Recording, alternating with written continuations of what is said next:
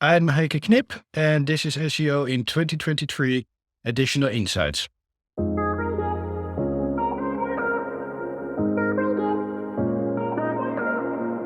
Heike, what is your additional insight for SEO in 2023? My additional insight is for 2023 is neurodivergent thinking within SEO, how it can supercharge your SEO. Because I find it really an interesting subject because I'm neurodivergent. I have ADHD, autism, and dyslexia for the people that don't know what is neurodiversity. I think it supercharges your SEO because the way my brain works is different than, let's say, neurotypical people. I look at the wider spectrum. If somebody comes to me with an issue or a problem that their website is not ranking, I look at a variation of models. And as, let's say, one of the nice things is, let's say, I think also outside of the box. I look at the things where other people would probably not look at. Let's say at long tail keywords, but also sometimes user behavior. What are the other potentials and what are the other things that we can work with? So it is really out of the thinking outside of the box, because like what I said is most people will only see what they want to see. And they don't see, let's say, other opportunities. Let's say what I do with my clients is I look at where are the other markets. Sometimes even I advise a client to go, let's focus on this because I see more possibilities within that sector than there or with that keyword, because just how people react to it. So that's why I think the way how my mind is geared, and I think with a lot of in our industry are the similar, because again, as let's say SEO is analytical data processing. I love it. So it's ideal because you create more and new things for people. And this sounds like a wonderful advert for if you're an SEO team, if you're managing an SEO team, to have people from many backgrounds, many perspectives, people who are neurodivergent and other people as part of your team to try and, I guess, encompass lots of different perspectives in terms of what you should be doing, what you should be aiming for. Oh yeah, for sure. Because again, let alone neurodivergency is, let's say, if you have an inclusive and diverse team, you get more possibilities and like that out of them. You learn more about all the cultures, and this can be quite useful within SEO because different groups look at things differently. SEO is at the end of the day is just people looking up something online, and everybody does it different. But having somebody who's neurodivergent in your team just comes up with new, not better ideas, but different ideas, looking at things from a different angle. Superb. Okay. And does it work the same way from your perspective? So does someone who is neurodivergent not necessarily pick up on, I guess, more standard viewpoints from what a customer should be looking for, how a website should be designed as well? Yeah, we do look at from a different viewpoint. Let me explain like this. My brain looks at something from 400 million points of view. Is, let's say, my brain goes as roller coaster. Is, let's say, if I wake up in the morning, there's maybe not something to do with website or SEO, but it can explain how I look at things. Sure. I go already, it's like, oh yeah, I need to have a cup of coffee, I need to wash, I need to do this, I need to do that, and that. And normally people get up, they say, oh, I want to have that cup of coffee first. But for me, I have already gone through 40 or 50 thinking processes before that time, that 10 minutes later, I'm downstairs preparing my coffee. So from that point of view is, let's say, yes, we see many things and we come up with many ideas. I can filter certain ideas out because I know, okay, that's not feasible, that is not possible, or maybe the client's budget is not good enough. But so I can make those judgments. But again, most of my ideas would be different than other people. Or I come up with, oh, why didn't we look at it from this angle or from that angle? So it sounds like it's wonderful trying to ensure that you've got someone who's neurodivergent as part of strategy and planning meetings. Oh yeah, definitely, for sure. The only thing which you need to look at this, and this is more in the wider spectrum, how you communicate with them. Sometimes it's just the way how you communicate within your team with people that are neurodivergent. You need to make also sure that sometimes you give them one task at a time. You need to communicate in a clear, direct way. And I'm from the Netherlands. We are quite direct already. but also don't faff around. What I always like to say is, let's say, make it sound nicer, but just tell them what needs to be done, and then nothing else around it. Now that's a particular challenge in the UK. You're living in the UK now. I'm living in the UK, and I think British people tend to try to be too polite in their perception of what is being too polite, and they don't ask you directly to do something, or they articulate what they want in a manner that's non-definitive, as you've just said there as well. So I guess, should neurodivergent people be telling their bosses, if they've got a boss, look, you'll help me by doing this, by being more clear in what you're doing? Or is it the responsibility of the SEO manager, if they're not the neurodivergent person, to actually understand that, to be more inclusive, and they should be aware of that to begin with?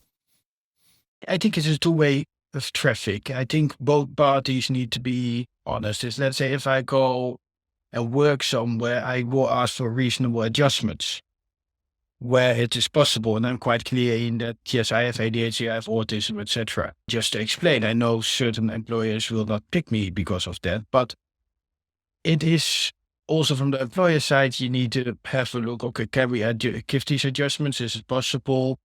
And also they need to be educated. Okay, how do we need to communicate? Do we have a coach? Do we have somebody in place within the business to support? But as an employee, yes, reasonable adjustments are necessary, but sometimes we need to also see it's not always possible. Let's say if you're in an old building, it's not always possible. Or if you work in a restaurant, it's not always the time that you have a room for yourself.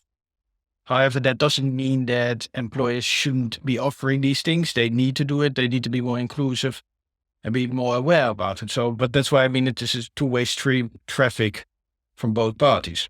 Let's have a think about SEO careers for someone who's neurodivergent, because someone who's neurodivergent may find that they're maybe stuck in an SEO executive type position and they struggle to move forward. Perhaps it's because of communication or some perception from a manager. But how does someone who's neurodivergent progress their SEO career more quickly? Are there any tips that you can give them to assist them along the way?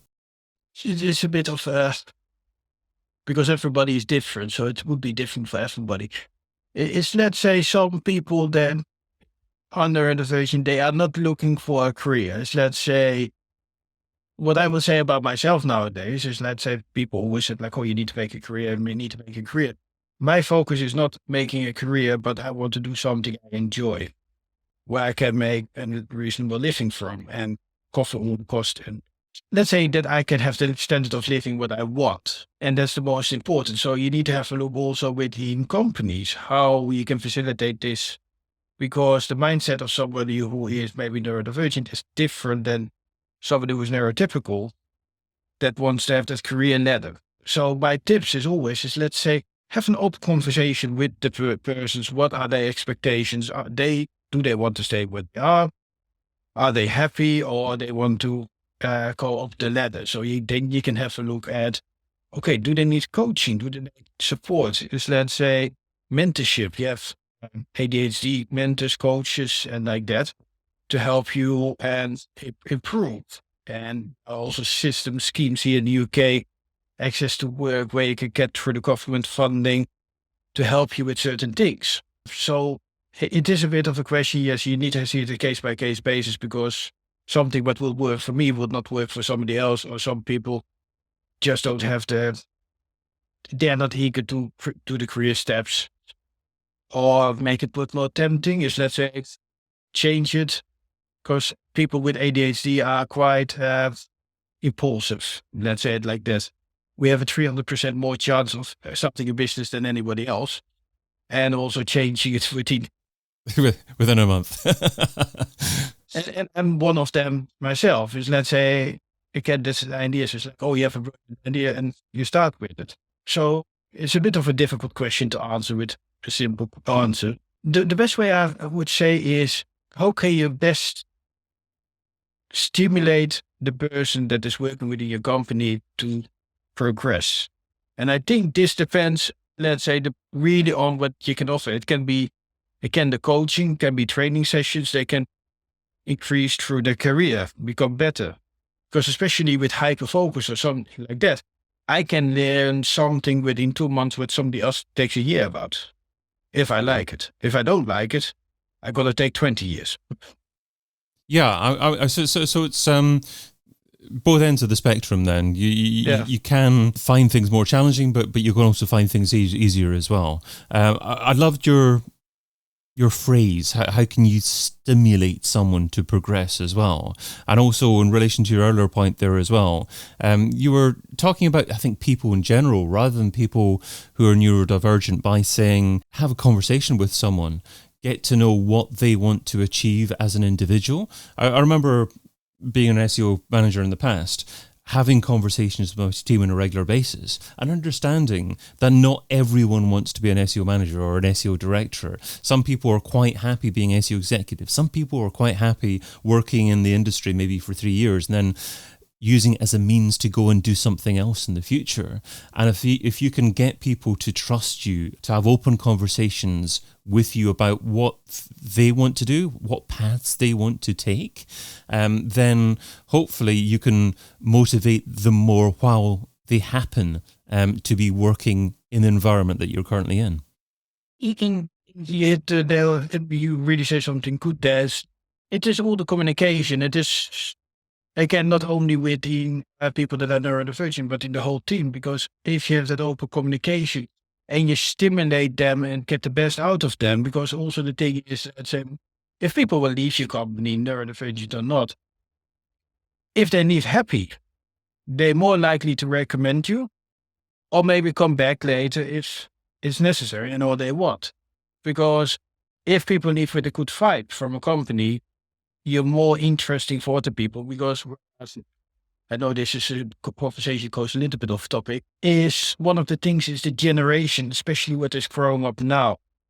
They are not looking at most of the times how much they make or how much the company makes or what is the career for objectives, but they look at how well is the company taking care of the community, how well is the company taking care of the staff, their team, and like that. So it is something essentially what you're saying that needs to be done. Great point. So ask the question, what's important for you as well? Don't assume that everyone wants private health insurance, a gym membership, or lunches every single day. You know, it could be something else that's that appeals to them. Oh yeah, definitely, that's for sure. And again, this is why this is a good example why you should have people in your team that are neurodivergent, because again, you start conversations and they go to different angles where you didn't even think about. And this is with keyword research and SEO, just try to come back a bit on topic, is because we look at things so differently. We go to the side routes and we can go in the conversation all the time and look at different things. It's like, yeah, we go off track sometimes, but if you go off track with SEO, sometimes you get with the best ideas. Most of the websites where I work with is like, just because I go off track and not following always the standards. Most of the websites I work with, they grow quite quickly, quite rapidly online and like that, just because I specialize on on-site SEO and technical SEO. One reason I don't like off-site SEO, because I am not a big fan of backlinks and like that. It's just something is, let's say, it's not my cup of tea. And if I'm not focused on it and I can't do it, I think I can do it, but it's like, it's not focus on it. And I said like, okay, I know a lot of. Okay, just to clarify though, you're not a big fan of backlinks. You do appreciate the value of backlinks, but you don't like reaching out to actually try and build backlinks. That's the thing. It's like the only thing what I wanted to say, it's just because of my ADHD. It's because I can't, it's not my cup of tea. It's just because I can't focus on it. But again, it's like I know a lot of people that can do great things, and also other people, backlinks are important. Let me say it like that. Understood. Well, you've shared what SEO should be doing in 2023, so now let's talk about what SEO shouldn't be doing. So what's something that's seductive in terms of time, but ultimately counterproductive? What's something that SEO shouldn't be doing in 2023? I think what they shouldn't be doing is overthinking. I think a lot of people within the SEO sometimes overthink things. I think they spend too much time in looking at things what is not necessary. Is, let's say, I know it's a bit of a wide subject, but I've seen it in the past. Is, let's say, they focus too much on one point of the SEO. Let's say, oh, we want to see that keyword, and not looking at the bigger picture. So they get stuck in that, and because of that, they don't see the opportunities around them. That's one of the things what I always found. And I know there's a lot of brilliant SEO people in the world, and majority of them do a good job. But I know especially is, let's say, if you just get into the rut, sometimes you just get too focused on one thing and you don't look at the bigger picture. Sometimes it's just good, just take a step back and look at the next things. Heike Knip is the founder of The Good SEO Company, and you can find him over at thegoodseocompany.com. Heike, thanks so much for adding your additional insight to SEO in 2023. Thank you very much for having me. I've been your host, David Bain, and you've been listening to SEO in 2023 Additional Insights, a majestic series that complements the original SEO in 2023 podcast, video series, and book. Find out more over at SEOin2023.com.